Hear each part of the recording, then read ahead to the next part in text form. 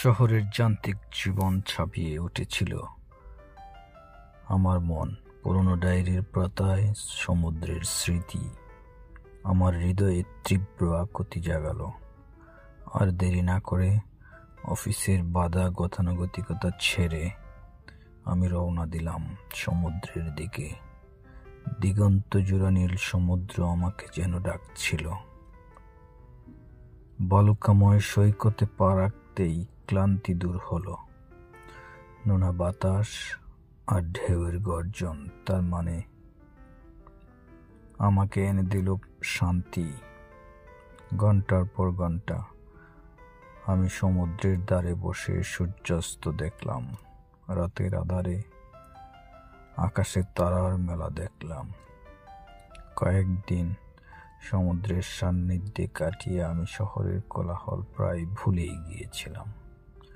সমুদ্রের ঢেউয়ের মতো তা আমার মনের সব জঞ্জাল ধুয়ে গেল।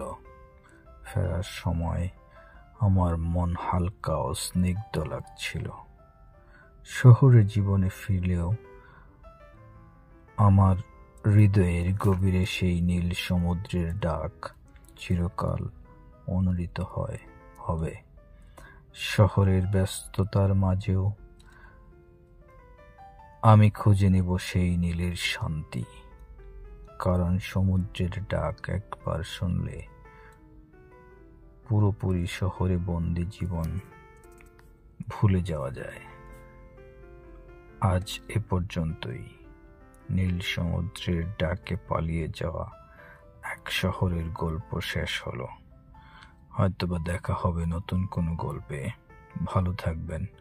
চ্যানেলটি সাবস্ক্রাইব না করে থাকলে দয়া করে সাবস্ক্রাইব করে নেবেন। আল্লাহ হাফেজ।